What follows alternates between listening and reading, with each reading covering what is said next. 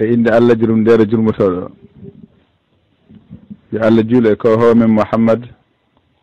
ko juulo e koreji makko e wondiɓe makko e hisnam e terde wodani ko Allah joom binde o julde e kisal e gona e ko homen Mouhammad timminɗo annabaɓe almaminelaɓe adi foof ko en waɗɗo kellifaɗo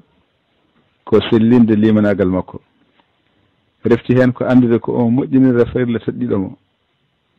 ko woni ñawoji julde e laaɓal e korka en waɗɗimo kan kellifaɗo o renodirde e keeri Allah o daro e yamirore Allah e harre Allah mana o haaɗa ko Allah yamirimo e ko Allah haɗimo o tuubana Allah senade wodani ɗum ko adinde Allah tikkantamo so ɗi tuubiya noon ko nimsude e ko ɓocciti ɗum e anniyade wonta ruttade e bakkat kaddi gurdam mum e woppude goofol ngol ɗon e ɗon so tawi kay omo wonno e maggol daganakimo lelkinade e tuubu buya daganakimo kadi wiide ha Allah fewna kam ngati ɗum jeeyako e maale malkise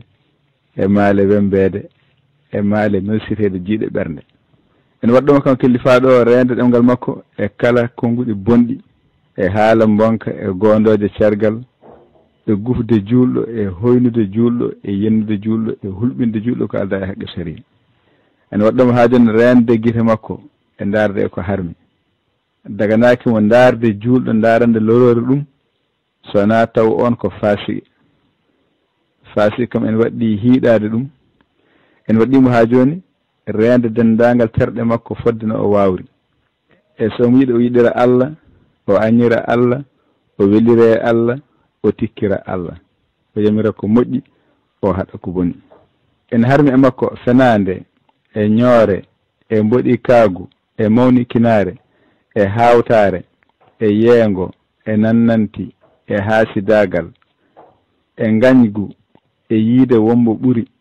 e ñingde tawaɗo e ñingde mo tawaka e fijindaru e jalkidde e jinde e darde debbo janano e dahmitarade haala muɗum e ñamde jawɗele jananta joomi en belaka e ñamirde tefore walla diine en harmi e makko leltinde julde ha waktu mum ɓenna daganakimo kadi wondinade fasigue walla joddade e mum sona taw ala ko o wawi hen woto neɗɗo yiiloro weluya tagaɓe e ko ene tikkina Allah tagɗo o Allah wi senade wodani ɗum ko Allah eneraɗo mum ɓuuri handude e welnede mo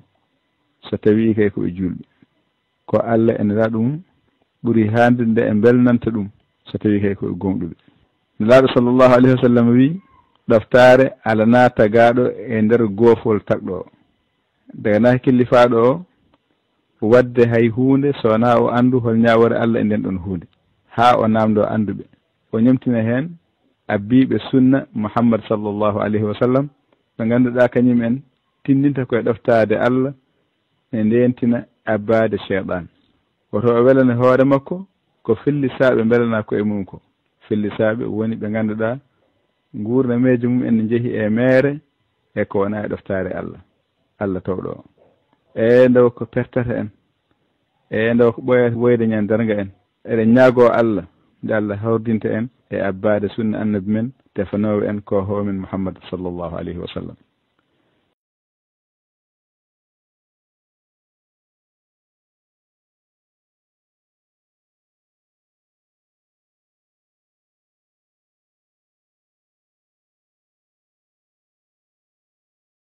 bindol boɗewol bindagol sabune ko ɗo ñoƴƴata sa ñoƴƴi e gayni hankanti a naati ko joli fo keɓa